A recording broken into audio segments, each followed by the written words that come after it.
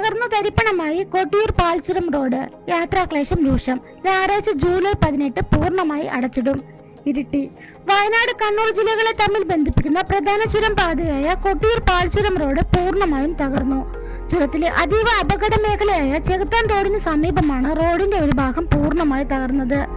ടാരംഗം റോഡിന്റെ അടിത്തറ ഒലിച്ചു പോയതോടെ നിലവിൽ ഈ ഭാഗത്തു കൂടിയുള്ള വാഹനയാത്ര അതീവ ദുഷ്കരവും അപകടകരവുമായി മാറിയിരിക്കുകയാണ്. മണിക്കൂറുകൾ നീളുന്ന ഗതാഗത കുരുക്ക്. റോഡിലെ വൻ കുഴികൾ കാരണം ദിവസേന മണിക്കൂറുകളോളമാണ് ഇവിടെ ഗതാഗത കുരുക്ക് അനുഭവപ്പെടുന്നത്. അന്തർ സംസ്ഥാന യാത്രക്കാരെയും വലിയ ചരക്ക് ലോറികളെയും ഉൾപ്പെടെ ആയിരക്കണക്കിന് വാഹനങ്ങളെയാണ് ഈ റോഡ് തകർച്ച പ്രതികൂലമായി ബാധിച്ചിരിക്കുന്നത്. ചെകുത്താൻ തോടിന് സമീപമുള്ള തകർന്ന ഭാഗത്ത് ഇരുചക്ര വാഹനങ്ങളും ഓട്ടോറിക്ഷകളും ഉൾപ്പെടെയുള്ള ചെറുവാഹനങ്ങൾ അപകടത്തിൽപ്പെടുന്നത് പതിവായിരിക്കുകയാണ്.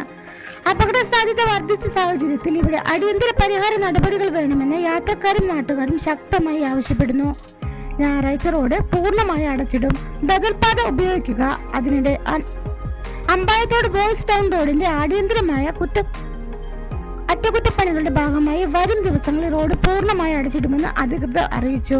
2026 ജൂലൈ 18 ഞായറാഴ്ച രാവിലെ മുതൽ വൈകുന്നേരം വരെ ഈ പാതയിൽ പൂർണ്ണ ഗതാഗത നിയന്ത്രണമുണ്ടാകും. ഈ സമയത്ത് KSRTC ബസ്സുകൾ ഉൾപ്പെടെ ഒരു വാഹനവും കടത്തിവിടുകയില്ല.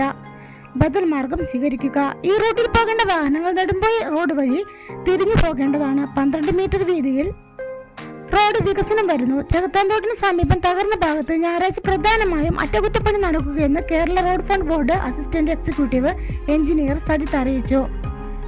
ഇതിനൊപ്പം തന്നെ മലയോര ഹൈവേ പദ്ധതിയുടെ ഭാഗമായി 12 മീറ്റർ വീതിയിൽ റോഡ് വികസിപ്പിക്കുന്ന പദ്ധതിയുടെ നിർമ്മാണ പ്രവർത്തനങ്ങൾ വേഗത്തിൽ ആരംഭിക്കുമെന്നും അദ്ദേഹം വ്യക്തമാക്കി. റോഡ് അടച്ചിടുന്നതുമായി ബന്ധപ്പെട്ട് കേളകം, തലപ്പുഴ പോലീസ് സ്റ്റേഷനുകളിൽ ഔദ്യോഗികമായി അറിയിപ്പ് നൽകിയിട്ടുണ്ട്. പത്ര-ദൃശ്യ മാധ്യമങ്ങളിലൂടെ ജനങ്ങൾ ഈ യാത്രാ നിയന്ത്രണം മുൻകൂട്ടി മനസ്സിലാക്കി സഹകരിക്കണമെന്ന് അധികൃതർ അറിയിച്ചു. മലബാർ മീഡിയ ന്യൂസിന് വേണ്ടി വിനീത.